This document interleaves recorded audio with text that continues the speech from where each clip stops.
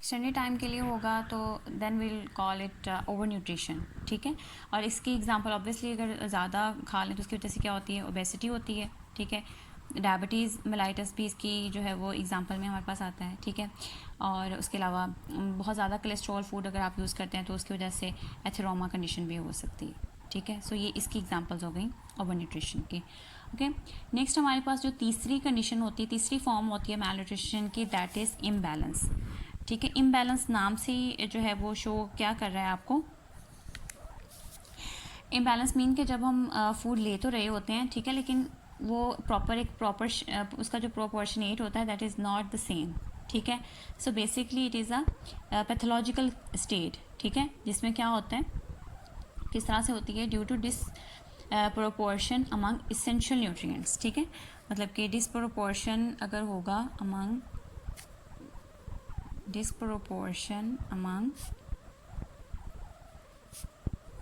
Essential nutrients, अगर essential nutrients का proportion ठीक नहीं है, ठीक है, डिसप्रोपोर्शन है, ठीक है, हम जो फूड ले रहे हैं तो फिर इम्बैलेंस कंडीशन होगी। ये भी मैल न्यूट्रिशन की कंडीशन है, क्यों, क्योंकि हम एक चीज़ बहुत ज़्यादा खा रहे हैं और एक हम खा ही नहीं रहे या बहुत कम खा रहे हैं, ठीक है। So this is not the balance, ठीक है। सो एक बैलेंस डाइट जो है वो ज़रूरी होती है मैल न्यूट्रिशन से बचने के लिए, ठीक हो गया। सो इसकी एग्जांपल हमारे पास क्या आती है, लाइक कल्चरल फैक्टर्स की एग्जांपल जो मैंने पीछे भी बताई थी कि कुछ एरियाज़ होते हैं जहाँ पे सिर्फ मीट खाते हैं, या कुछ एरियाज़ होते हैं जो जहाँ पे मीट खाते ही नहीं है, एग्स भी नहीं खाते, ठीक है। कुछ इलाके होते हैं जहाँ पे सिर्फ चावल खाए जाते हैं। तो इस तरह की कंडीशन जो होती हैं it leads to imbalance condition of malnutrition, ठीक है। सो नेक्स्ट हमारे पास जो लास्ट फॉर्म इसकी आती है that is the specific deficiency, ठीक है। इसका क्या मतलब है स्पेसिफिक डेफिशिएंसी का, स्पेसिफिक डेफिशिएंसी मीन कि कोई एक specific essential nutrients is missing, ठीक है। किसी एक की या तो वो रिलेटिवली मिसिंग है या फिर एब्सोल्यूट उसकी जो है वो डेफिशिएंसी हो रही है जो हम फूड खा रहे हैं। इसकी example like vitamin A deficiency, ठीक है। This was all about the forms of malnutrition, okay. So next topic हमारे पास जो है that is very very important topic of this nutrition part, क्योंकि इसमें से जो है वो बहुत चांसेस होते हैं SEQ आने के, UQ आने का, ठीक है। So that is PEM. What is mean by PEM, protein energy malnutrition, ठीक है। प्रोटीन एनर्जी मैल न्यूट्रिशन को अगर हम सबसे पहले डिफ़ाइन करें तो हम इसको कैसे डिफ़ाइन करेंगे, it is a pathological condition, ठीक है। क्या है ये भी हमारे पास एक पैथोलॉजिकल कंडीशन होती है। एंड नंबर 2 ये सब ऑप्टिमल हेल्थ कंडीशन है। सब ऑप्टिमल से क्या आपको समझ आ रही है कि it is not optimum condition of health, ठीक है। तो इसका मतलब क्या हुआ, it is a disease condition, pathological condition है प्लस सब ऑप्टिमल हेल्थ स्टेट होती है ये, ठीक है। अच्छा, ये तो हमने इसकी स्टेट वाइज इसको कर दिया। और ये होती किस वजह से है, ड्यू टू इनएडिक्वेट, और you can say due to simultaneous deficiency, ठीक है। इसमें एक चीज़ की डेफिशिएंसी नहीं है बल्कि साइमल्टेनियस डेफिशिएंसी है दो चीज़ों की। किस किस की, number 1 proteins and number 2 calories, ठीक है। इन दो चीज़ों की जो है वो साइमल्टेनियस डेफिशिएंसी की वजह से ये कंडीशन होती है। सो इसकी डेफिनेशन क्या बनी, इट इज़ अ पैथोलॉजिकल और suboptimal health state which occurs due to simultaneous deficiency of proteins and calories, ठीक है। एंड कॉमनली क्या होती है, also associated with infection, some infection के साथ भी एसोसिएटेड होती हैं। सो 3 पार्ट इसकी डेफिनेशन के हमारे पास हो गए, पैथोलॉजिकल प्लस सब optimal health state, number 1 occurs due to simultaneous deficiency of proteins and calories and associated with infection, ये थर्ड पार्ट हो गया। सो इसको आपने 3 पार्ट्स में करके याद कर लेना है, ठीक है। अच्छा जी, नेक्स्ट हमारे पास है कि ये होती किन में है ज़्यादातर, जो डेवलपिंग कंट्रीज़ होते हैं, लाइक जो अभी डेवलप कर रहे हैं उनमें, लाइक पाकिस्तान हो गया, तो ये बच्चों में ज़्यादा होती है, ठीक है। और जो हमारे पास होते हैं जो डेवलप कंट्रीज़ हैं उनमें बड़ों में भी और चिल्ड्रन मतलब दोनों में हो सकती है ये, ठीक है। कॉमन की बात करें, पाकिस्तान में कॉमन है ये बच्चों में, ठीक है। अच्छा, नेक्स्ट है हमारे पास कि इसकी टाइप्स क्या हैं हमारे पास, ठीक है। What are the types of PEM. So types में हमारे पास इसकी आती हैं बेसिकली 2 टाइप्स होती हैं, ठीक है। नंबर 1 इज़ क्वेशियोरकर, ठीक है, एंड नंबर 2 इज़ मेरास्मस। सो ये 2 कंडीशंस हैं जो कि हमारे पास आती हैं इसमें पैम के अंदर, ठीक है। क्वेश्योरकर बेसिकली किस वजह से होती है, ये मेन वजह जो इसकी बनती है ना, that is due to the deficiency of proteins, ठीक है। इसमें प्रोटीन्स की डेफिशिएंसी की वजह से होती है मेनली ये, ठीक है। और मरासमस जो है वो दोनों की डेफिशिएंसी की वजह से होती है, लाइक प्रोटीन्स की डेफिशिएंसी भी इसमें होती है, ठीक है। एंड नंबर 2, इसमें जो प्रॉपर इनटेक ऑफ कैलोरीज है वो भी डिक्रीज होता है, ठीक है। सो ये कैलोरीज की डेफिशिएंसी भी इसमें होती है, दोनों की डेफिशिएंसी होती है इनमें। अच्छा, हम बारी बारी इनको डिस्कस कर लेते हैं। First of all we have kwashiorkor, ठीक है। सो ये बेसिकली कंडीशन होती है जो किस वजह से होती है, प्रोटीन की डेफिशिएंसी की वजह से होती है। इसमें होता है कि हम प्रोटीन, हम मतलब कि डाइट खा तो रहे हैं लेकिन उसमें प्रोटीन का इनटेक इतना नहीं है, ठीक है। दूसरे कार्ब्स ज़्यादा हैं या कुछ और आप ज़्यादा खा रहे हो, उसमें प्रोटीन उतना नहीं है जितना हमारी बॉडी को चाहिए, ठीक है। सो इस वजह से क्या होता है, it leads to decrease muscle mass, ठीक है, क्योंकि प्रोटीन्स का काम होता है मसल मैस बनाना, ठीक है। सो इसकी वजह से मसल मैस डिक्रीज कर जाएगा। नंबर 2 क्या होगा, इसमें बॉडी के अंदर हाइपोप्रोटीनीमिया कंडीशन हो जाएगी। ऑब्वियसली जब बॉडी के अंदर जो है वो प्रोटीन बाहर से नहीं जा रही तो अंदर की प्रोटीन यूटिलाइज होना शुरू हो जाएंगी, तो अंदर से भी प्रोटीन जो है वो कम होना शुरू हो जाएंगे। That leads to condition which known as hypoproteinemia, ठीक है। अच्छा, ये 3 चीज़ें हमारे पास इसमें आ गई। उसके बाद अगर मेरास्मस में देखें तो मेरास्मस में क्या होता है, प्रोटीन प्लस कैलोरीज, मतलब कि दोनों की डेफिशिएंसी है। इसमें बेसिकली क्या होता है कि जो हम फूड खा रहे हैं, ठीक है, जो हम कैलोरीज ले रहे हैं ना, बेसिक इसमें मतलब कि इसमें फूड इनटेक ही कम है। मेन आपने बात ये याद रखनी है, food intake is not sufficient, ठीक है, डिक्रीज फूड इनटेक है। अब वो जो फूड इनटेक हम ले रहे हैं उसमें ना तो कैलोरीज की अमाउंट पूरी हो रही है ना ही प्रोटीन्स की अमाउंट पूरी हो रही है, ठीक है। So it leads to marasmus, ठीक है। सो मेरास्मस में क्या होता है, ये सारी मतलब मसल मैस लॉस उसमें भी होगा, ये हम इसके साइन आगे जो है वो डिस्कस करते हैं, ठीक है। सो अभी जो है वो इसके लिए ये मेन इनका ओवरव्यू था दोनों का, पैम का, ठीक है। अच्छा, ये बात आपने याद रखनी है कि क्वेश्योरकर जो होती है ये ज़्यादातर होती है 1 to 3 ईयर्स वाले जो बच्चे होते हैं उनके अंदर ज़्यादा होती है, ठीक है। और जो मेरास्मस होती है ये जो ज़्यादा छोटे बच्चे होते हैं ना, लाइक 6 मंथ्स से लेकर ऑनवर्ड 15 मंथ्स से तकरीबन 1.5 साल के बच्चे तक, तो ये 6 मंथ्स से लेकर जो हमारे पास होती हैं ऑलमोस्ट 15 मंथ्स तक जो है वो ये उन बच्चों में ज़्यादा होती है। ये 1 to 3 ईयर्स वाले बच्चों में ज़्यादा होती है क्वेश्योरकर, एंड मेरास्मस जो है वो ज़्यादा होती है 6 मंथ से 15 मंथ्स वाले बच्चों में ज़्यादा होती है, ठीक है। अच्छा जी, नेक्स्ट हमारे पास है एटियोलॉजी। एटियोलॉजी से क्या मतलब है कि मतलब उनका हम देखते हैं कि क्या वजह क्या बनती है इन दोनों फैक्टर्स के होने की। एटियोलॉजी बेसिकली जो होती है इसमें आप कह सकते हैं कि मतलब डिफरेंट ओपिनियंस हैं। लाइक इसमें क्वेश्योरकर किस वजह से होती है वो मैंने पहले बता दिया कि प्रोटीन डेफिशिएंसी की वजह से होती है, ठीक है। और मेरास्मस किस वजह से होती है, उसमें भी टोटल प्रोटीन कैलोरीज डेफिशिएंसी होती है, ठीक है। इसमें क्या होता है, total protein plus calories deficiency, तो ये इनकी एटियोलॉजी है। इसमें सिंपल प्रोटीन डेफिशिएंसी है, ठीक है, इसमें टोटल प्रोटीन कैलोरीज डेफिशिएंसी दोनों आती हैं, ठीक है। और प्लस इंपॉर्टेंट बात आपने याद रखनी है कि इसमें इन्फेक्शन भी होता है। इन्फेक्शन में लीड टू मेरास्मस, ठीक है, इन्फेक्शन और डायरिया, ये इसके की पॉइंट्स आपने याद रखने हैं, एमसीक्यू में भी पूछ सकते हैं। इन्फेक्शन और डायरिया वाली कंडीशन जो है ये मेरास्मस में होती है, ठीक है।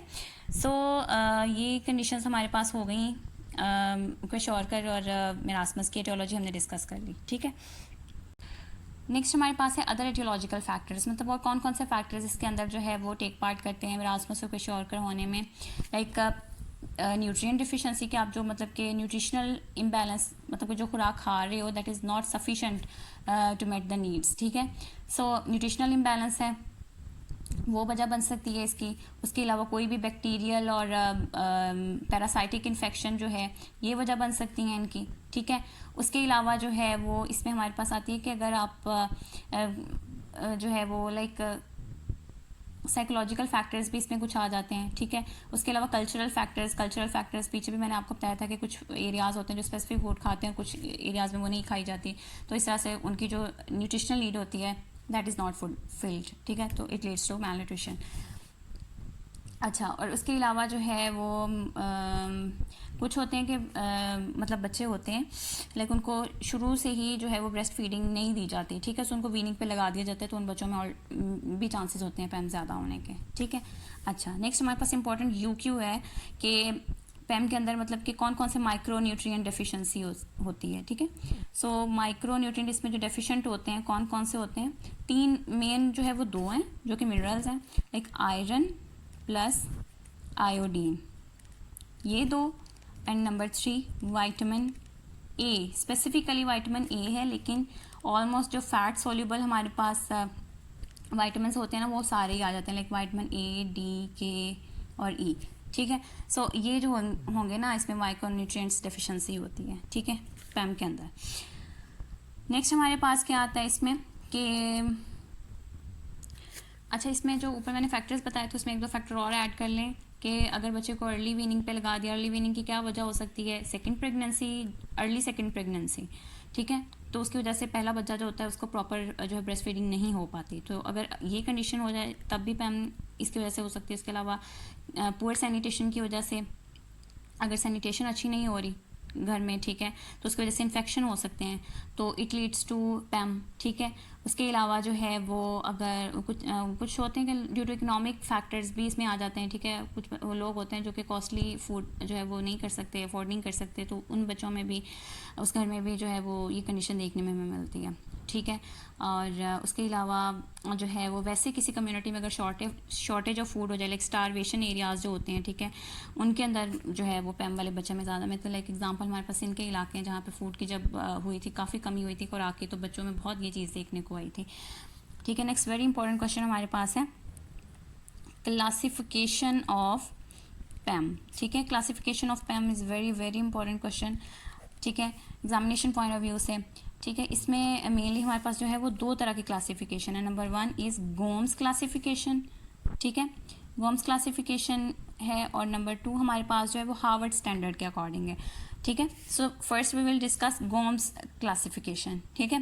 गोम्स क्लासिफिकेशन में क्या आता है, 4 डिग्रीज बेसिकली उसने बताएंगे मैल न्यूट्रिशन की, ठीक है। सो क्लासिफिकेशन इसकी हम कैसे करते हैं, वेट बाय एज के हिसाब से, ठीक है, और साथ में हम स्टेटस नोट करते हैं। अच्छा, इसके अकॉर्डिंग क्या है कि इसमें भी हमने क्या किया, एक बच्चा स्टैंडर्डाइज कर लिया, हेल्दी बच्चा जो है, ठीक है, उसके वेट की परसेंटेज के अकॉर्डिंग जो है वो हम वेट फाइंड करेंगे जो बच्चा अंडर ऑब्जर्वेशन होगा, ठीक है। सो अगर तो उस बच्चे का वेट जो कि अंडर ऑब्जर्वेशन है उसका वेट हमारे पास आ रहा है 90 to 110% of the standardize child, ठीक है, तो फिर हम बच्चे का स्टेटस क्या कहेंगे, इट इज़ नॉर्मल, ठीक है। लेकिन अगर वो जो है वो स्टैंडर्डाइज बच्चे के वेट के 75 to 89% तक आ रहा है, तो हम क्या कहेंगे कि ये कंडीशन फर्स्ट डिग्री है, और फर्स्ट डिग्री मैल न्यूट्रिशन है बच्चे को, या फिर आप कह सकते हैं माइल्ड न्यूट्रिशन, इसको कह सकते हैं मैल न्यूट्रिशन, ठीक है। और अगर 60 to 74% है तो फिर इसको हम सेकेंड डिग्री बोलेंगे, और मॉडरेट, ठीक है। और अगर जो है वो कंडीशन उस बच्चे के अंदर जो है वो 62 ये हो गई हमारे पास, और अगर लेस देन 60 है 60%, तो दैट इज़ थर्ड डिग्री और सीवियर, ठीक है। तो it is according to Gomez classification. So second हमारे पास जो डिग्री ऑफ मैल न्यूट्रिशन है that is according to Harvard standard, ठीक है।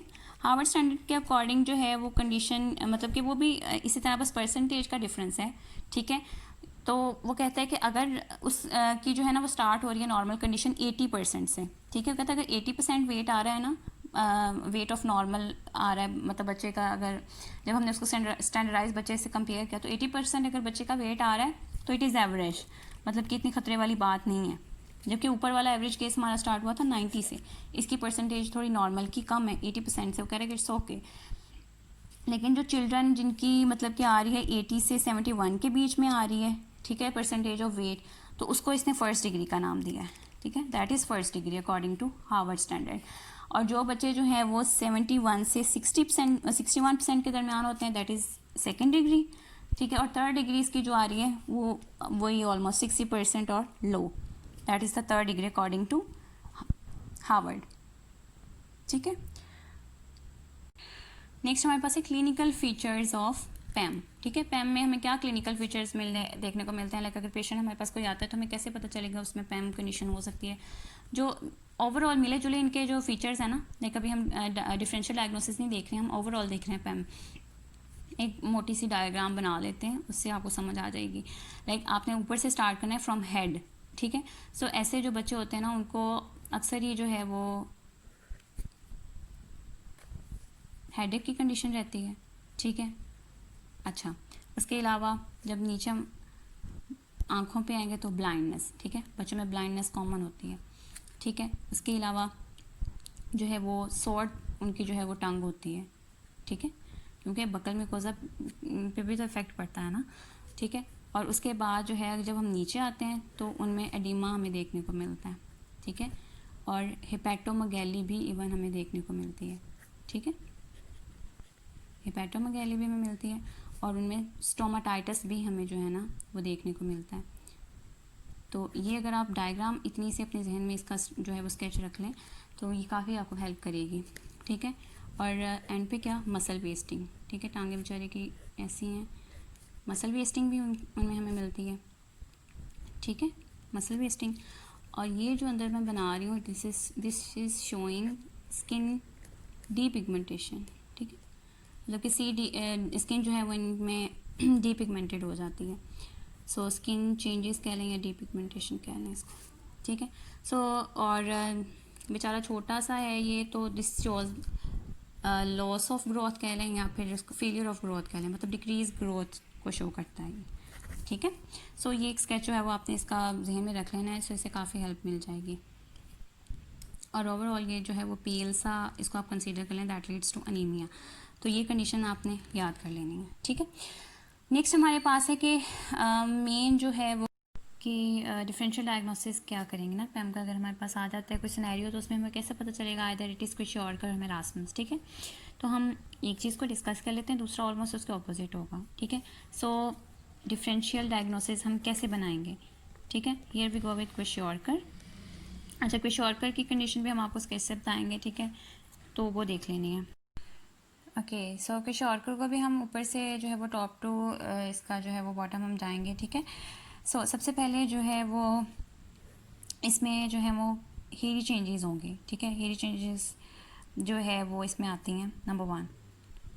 और ये हेयरी चेंजेस जो होती हैं ये उसमें नहीं होती, मेरास्मस में एब्सेंट होती हैं, ये सिर्फ क्विशोरकर में होती हैं हेयरी चेंजेस, ठीक है। सो ये हमारे पास हेयरी चेंजेस आ गई। नेक्स्ट नीचे हमारे पास जो है अगर आए, ठीक है, तो बॉडी में क्या होता है, oedema. Oedema is very very important point, क्योंकि oedema is absent in marasmus condition, तो इसमें हमारे पास एडिमा आ जाएगा, ठीक है, ये हमारे पास एडिमा हो गया इसमें। अच्छा, उसके बाद हमारे पास इसमें क्या आता है कि एक चीज़ ऊपर मैं भूल गई, this is moon face. Moon face आपने याद रखना है। मून फेस कंडीशन जो होती है ये इसमें होती है, क्विशोरकर में होती है, जबकि जो मेरास्मस होता है उसमें जो फेस होता है बहुत मतलब कि सुकड़ चुका होता है, ठीक है। मून फेस नहीं होता, बल्कि बहुत मून फेस के उल्टा जो सुकड़ा हुआ फेस होता है वो होता है, बल्कि इसमें और इसमें क्विशोरकर में इट इज़ मून फेस, ठीक है। मून फेस पहली हेरी चेंजेस हो गई, फिर मून फेस हो गया, ठीक है, एडिमा होता है इसमें। और उसके बाद क्या होता है इसमें, मसल वेस्टिंग होती है। मसल वेस्टिंग तो दोनों में होगी, लेकिन जो मसल वेस्टिंग क्विशोरकर में जो इसका लेवल है वो कम होता है, मतलब इसमें कम होती है ये, ठीक है। ओके, सो इसमें भी हमें जो है वो डीपिगमेंटेशन जो है वो दिखती है, ठीक है, डीपिगमेंटेशन। तो ये एक इसका साइन हो गया क्योंकि डीपिगमेंटेशन बॉडी के अंदर होगी, क्योंकि depigmentation is absent in marasmus, ठीक है। तो ये सारे साइंस जो मैंने आपको चारों बताए हैं ना, this is completely absent in marasmus, ठीक हो गया। अच्छा, उसके बाद है कि जो हमारे पास एक और पॉइंट आता है इसमें अनीमिया का। अनीमिया जो होता है ना वो ज़्यादा इस कंडीशन में होता है, अनीमिया, ठीक है। अनीमिया होता दोनों कंडीशन में है, लेकिन ज़्यादा अनीमिया जो है वो इस कंडीशन में होता है। क्यों? क्योंकि हमें पता है हीमोग्लोबिन इज़ अ प्रोटीन, ठीक है। तो अगर प्रोटीन्स ही मेनली बॉडी के अंदर डेफिशिएंट हैं तो अनीमिया ज़्यादा जो है वो होने का जो रिस्क है वो क्विशोरकर में है, ठीक है। उसके अलावा इसमें भी हिपेटोमेगैली होती है, ठीक है, और जो ये यूजुअली हिपेटोमेगैली एब्सेंट होती है मेरास्मस में, ठीक हो गया। और उसके अलावा इसमें जो है वो कम्प्लीटली इसमें जो है ना वो ये जो मैं बना रही हूँ आप इसको पानी के जो है वो ड्रॉप समझ लें। इसका मतलब क्या है कि इट शोज़ के इसमें डिहाइड्रेशन नहीं होती इस केस में, ठीक है, क्योंकि क्विशोरकर में डायरिया नहीं होता, मेरास्मस में डायरिया होता है। तो डायरिया लीड्स टू डिहाइड्रेशन, तो डिहाइड्रेशन वाला पॉइंट जो है वो मेरास्मस में होता है, वो क्विशोरकर वाले केस में नहीं होता, ठीक है। सो इसके ऑपोजिट पॉइंट्स जो हैं वो आप मेरास्मस में लिख सकते हैं, ठीक है। तो अगर कोई बच्चा हमारे पास आता है वेट और सबसे अच्छा मेरास्मस में जो इंपॉर्टेंट पॉइंट है वो देख लें, मेरास्मस में बहुत ज़्यादा ऑलमोस्ट 60% तक वेट लॉस होता है। तो अगर कोई बच्चा इस कंडीशन के साथ आता है ना, तो डायरेक्ट आप कह सकते हैं कि उसको मेरास्मस है, ठीक है। उसके अलावा उस बच्चे में जो है मसल वेस्टिंग भी ज़्यादा होगी, फ़ैट लॉस भी ज़्यादा होगा, ठीक है। तो उसमें एडिमा नहीं होगा। अगर वो बच्चा अगर वो बोल देंगे ना कि एडिमा है बच्चे में, तो इसका मतलब डायरेक्ट आपने कुछ और का लिखना है, ठीक है। सो ये कुछ डिफरेंशियल डायग्नोसिस थे। नेक्स्ट हमारे पास है कि हम प्रिवेंशन कैसे कर सकते हैं, ठीक है। प्रिवेंशन जो है वो हम इस तरह से कर सकते हैं कि लाइक नंबर 1 पॉइंट हमारे पास है हेल्थ प्रमोशन करके। हेल्थ प्रमोशन का क्या मतलब है कि हम जो है वो हेल्थ प्रमोट करें। कैसे प्रमोट कर सकते हैं? ब्रेस्ट फीडिंग को प्रमोट करके, ठीक है। और जो है वो फैमिली डाइट को इम्प्रूव करके, ठीक है। फैमिली प्लानिंग को इम्प्रूव करके, ठीक है। तो कि अगर हम फैमिली प्लानिंग को जो है वो करते हैं, प्रमोट करते हैं, तो इसका मतलब है कि बच्चों को जो है वो एक प्रॉपर डाइट मिलेगी प्रॉपर टाइम के लिए, ठीक है। इसी तरह से अगर हम जो है वो ब्रेस्ट फीडिंग को प्रमोट करते हैं, तो बच्चे जो ब्रेस्ट फीड पे होते हैं वो बहुत ऑलरेडी जो है वो अच्छे होते हैं, ठीक है, न्यूट्रिशनल वाइज, ठीक है। और उसके अलावा जो मतलब कि लो कॉस्ट जो है वो उनको फ्राहम करके फूड, तो इस तरह भी फूड की जो फ्राहमी है वो इजीली हो जाएगी, ठीक है। अच्छा, उसके अलावा जो है वो हम क्या कर सकते हैं, स्पेसिफिक प्रोटेक्शन दे के। स्पेसिफिक प्रोटेक्शन से क्या मतलब है? स्पेसिफिक प्रोटेक्शन से मतलब है कि बच्चों के अंदर जो है वो इम्यूनाइजेशन को अच्छा करें, ठीक है। इम्यूनाइजेशन, उनकी इम्यूनिटी स्ट्रॉन्ग बनाएं, उनको हिफाजती टीके और ये सारी चीज़ें प्रोवाइड करें। उसके अलावा जो है वो बच्चों के अंदर, बच्चों को जो फूड हम दे रहे हैं वो फोर्टिफाइड फूड हो, ठीक है। फोर्टिफाइड फूड में जो इसेंशियल न्यूट्रिएंट्स इजाफी होते हैं वो शामिल होते हैं, तो फोर्टिफाइड फूड उनको देनी है। तीसरा हमारे पास है कि बच्चों के अंदर अर्ली डायग्नोसिस को पॉसिबल बनाएं, ठीक है। अर्ली डायग्नोसिस कैसे हो सकता है? लाइक अगर बच्चों के अंदर जो है वो कोई ऐसी कंडीशन हमें पहले से मतलब लग रहा है कि ऐसा कुछ हो सकता है, तो उसको फौरी तौर पे जो है वो क्लिनिकली स्टेबल किया जाए उस केस को, ठीक है, ताकि जो है उसकी प्रॉपर देखभाल हो सके। और दूसरा कि जो है वो रिहाइड्रेशन प्रोग्राम्स जो हैं वो बनाए जाएं, ठीक है। रिहाइड्रेशन प्रोग्राम्स में क्या होगा, ऐसे प्रोग्राम्स के जिसकी वजह से बच्चों में डिहाइड्रेशन रोकी जा सके, ठीक है। सो और तीसरा हमारे पास इसमें स्टेप क्या होगा, रिहेबिलिटेशन में क्या होगा, लाइक रिहेबिलिटेशन जो है वो पर्पसेस के लिए हॉस्पिटल ट्रीटमेंट प्रोवाइड किया जाए, फॉलोअप केयर हो इसमें, ठीक है। इसमें फॉलोअप वगैरह आ जाता है और हॉस्पिटल ट्रीटमेंट आ जाता है। So this is all about पैम। Thanks for watching the video and don't forget to like and subscribe the channel. Keep watching Dr. Fab for more amazing videos.